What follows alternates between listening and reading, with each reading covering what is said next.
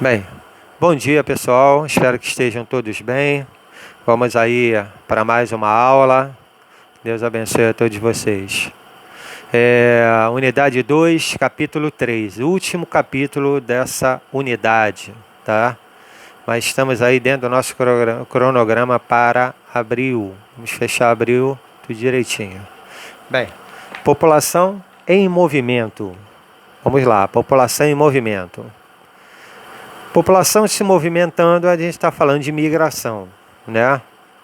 Imigração simplesmente é o deslocamento de pessoas de um lugar para outro.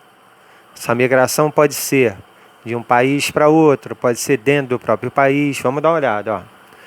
As migrações sempre ocorreram na história da humanidade. Sempre. Sempre ocorreram na história da humanidade. Principalmente, né, se a gente for ver o período que o homem era nômade, né, se deslocava de um lado para outro, desculpa, até ele poder se tornar sedentário, né, quando ele descobre a questão da agricultura,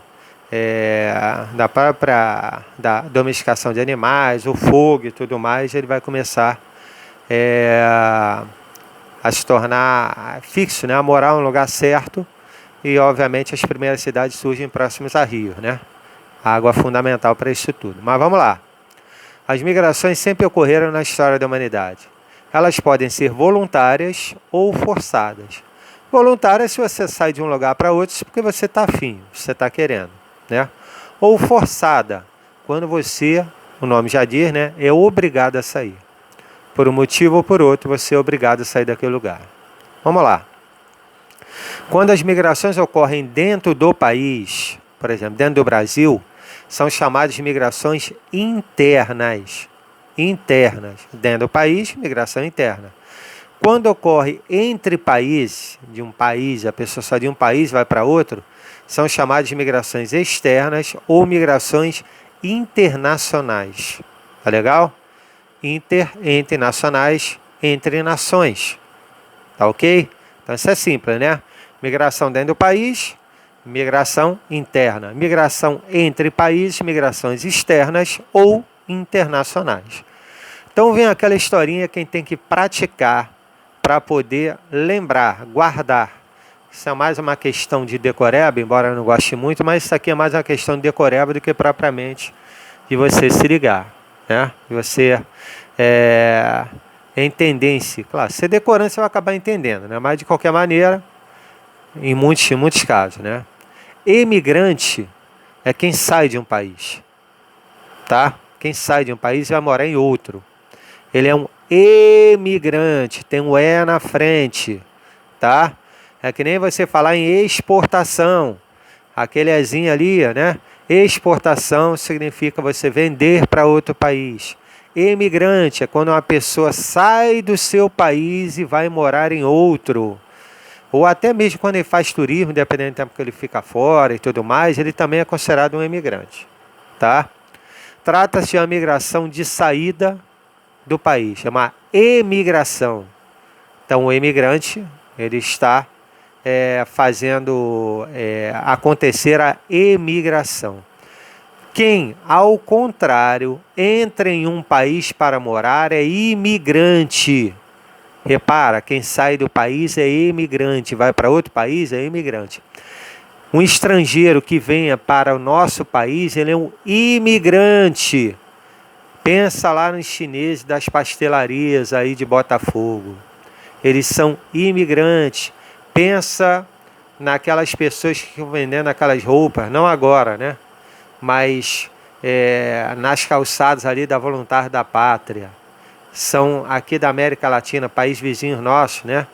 Eles são imigrantes, ou seja, é uma migração de entrada, imigração. Então, o imigrante, ele imigra, ele coloca em prática a imigração, entenderam? Beleza? Imigrante é quem sai do país e vai para outro. Aí coloca em prática a imigração. Qualquer estrangeiro que entre no país, ele é um imigrante, coloca em prática a imigração. Tá ok? Beleza? Então, repete isso aí para você entender bem, hein? Tá legal? Vamos lá. Se a emigração, ou seja, a quantidade de pessoas que entram no país, que saem do país, for maior do que a imigração, que é a quantidade de pessoas que entram no país, o saldo migratório será negativo e a população do país não crescerá. Ela vai, ou então vai crescer menos, né? Tá? Se você tem mais brasileiros saindo daqui do país do que pessoas entrando aqui no país, então a população tende a crescer. Só que a nossa realidade é outra, ó. Os saldos migratórios positivos fizeram a população brasileira crescer significativamente entre a segunda metade do século XIX e o início do século XX. Ou seja, entraram muitos imigrantes aqui no Brasil e isso fez com que a nossa população crescesse. O nosso saldo migratório foi positivo. Tá dando para entender? Tá? Entraram muito mais estrangeiros no Brasil do que saíram brasileiros daqui. Então, nesse período entre o século XIX e o início do século XX, a nossa população cresceu, nós já até vimos isso, né? Em função das imigrações. Tá ok? Tá dando para entender? Beleza, então vamos seguir, hein?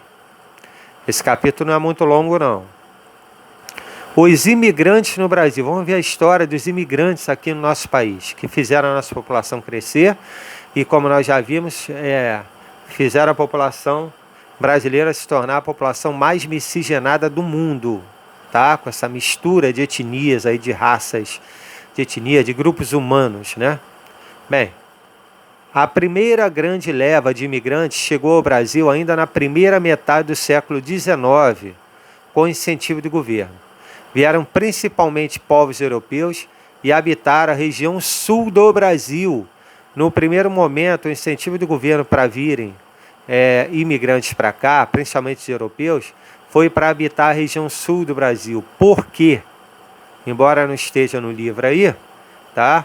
É porque a região sul, devido ao clima, devido às características naturais, não era uma região muito atrativa para os europeus, que tinham um clima parecido, né?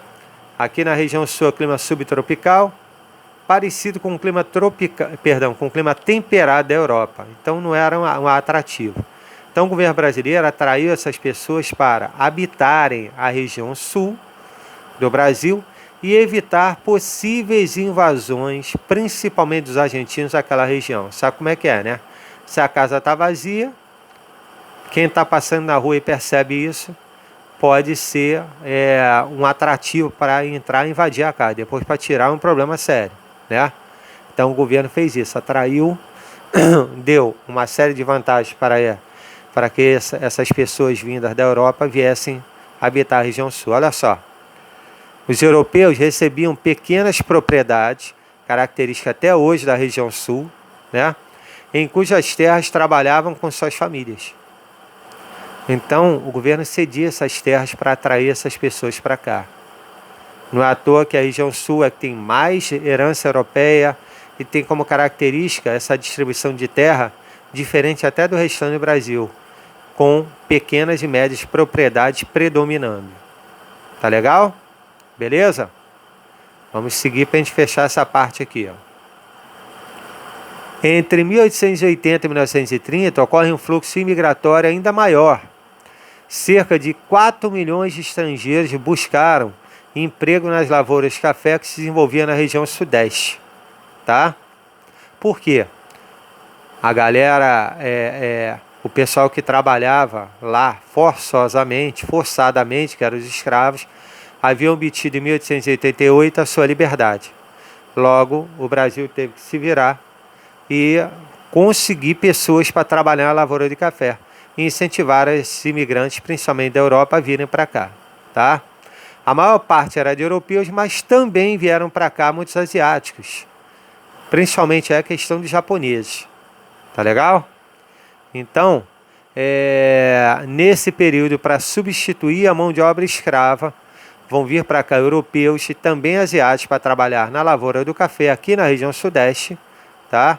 Em substituição, então, aos ex-escravos, que a partir de então felizmente estariam libertos, né, livres para seguir suas vidas.